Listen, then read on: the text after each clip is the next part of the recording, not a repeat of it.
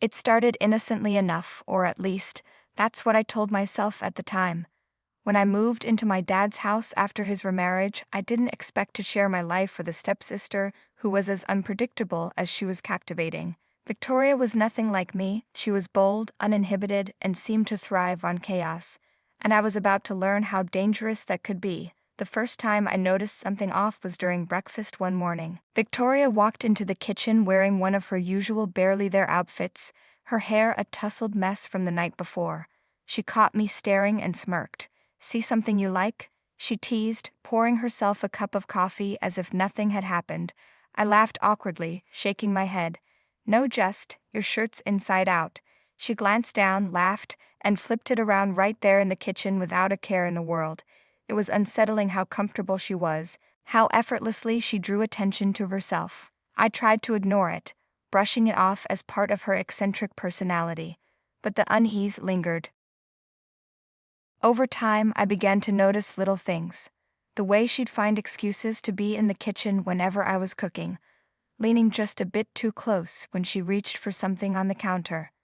The way her hand would graze mine when we passed each other dishes, the lingering touch setting my nerves on edge. One night, as I was cleaning up after dinner, she walked in barefoot, her steps soft against the tile floor. "Need any help?" she asked, her voice low and sultry.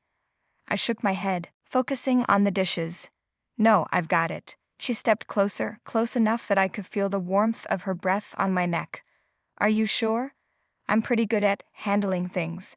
My heart raced, but I didn't look at her. I couldn't. "I'm fine, really." She lingered for a moment before stepping back, a soft chuckle escaping her lips. "Suit yourself."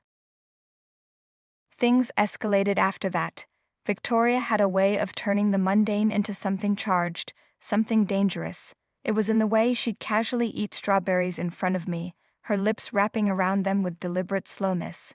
Or the way she'd stand behind me while I cooked, her hand brushing against mine as she reached for spices. One evening, I was chopping vegetables when she leaned against the counter beside me, watching intently. "You're really good with your hands," she said, her voice dripping with innuendo. I froze for a moment before continuing. "It's just cooking," I said, trying to keep my tone neutral. "Still," she said, her gaze never leaving me, "it's impressive." I tried to laugh it off, but the tension was unbearable. She thrived on making me uncomfortable, and I couldn't understand why. Then came the night I'll never forget. I had stayed up late to bake a cake for my dad's birthday, the kitchen quiet except for the hum of the oven. I thought I was alone until I felt a presence behind me. Burning the midnight oil, Victoria's voice was soft but filled with something I couldn't quite place. I turned to find her standing there in one of her silk robes, the fabric clinging to her in ways that made it hard to breathe. "Just finishing up," I said, turning back to the counter. She stepped closer, her hand brushing against mine as she reached for the frosting bowl.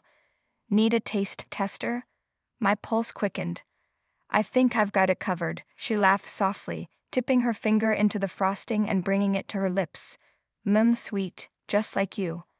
I turned to face her, my resolve crumbling under the intensity of her gaze. "Victoria, what are you doing?" She smiled, a slow, knowing smile. "What does it look like I'm doing?"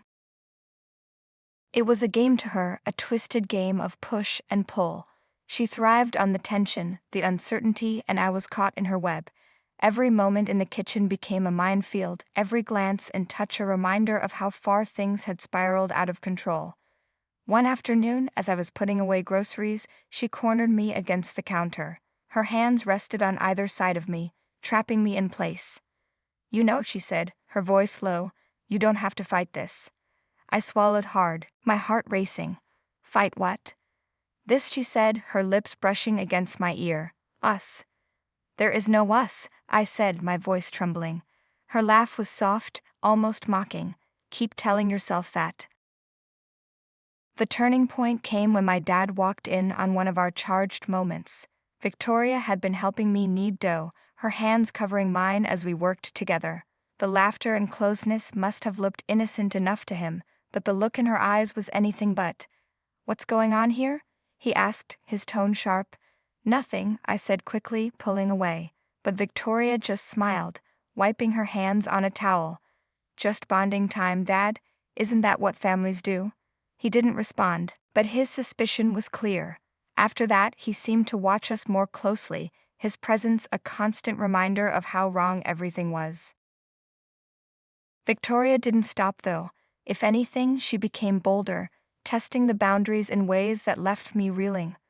One night, as I was putting away leftovers, she cornered me again, her lips dangerously close to mine. "You can't keep pretending this isn't happening," she said, her voice a whisper. I pushed past her, my hands trembling. "This has to stop, Victoria. It's not right." She just laughed, her eyes gleaming with mischief. Since when has right ever mattered? The fallout was inevitable. My dad eventually confronted us, his voice shaking with anger and disbelief. "What the hell is going on between you two?" he demanded. I opened my mouth to speak, but no words came out. Victoria, however, remained calm, her expression unreadable. "We were just getting close," she said, her tone almost mocking. "That's enough," he said, his voice firm. "Whatever this is, it ends now." Victoria left a week later, the house feeling emptier without her. But even in her absence, the memory of her lingered. The way she challenged every boundary, pushed every limit. I've tried to move on, to forget what happened in that kitchen and everything that followed. But some things are impossible to forget. This is my story, my truth. And though it's messy and complicated, it's a part of who I am.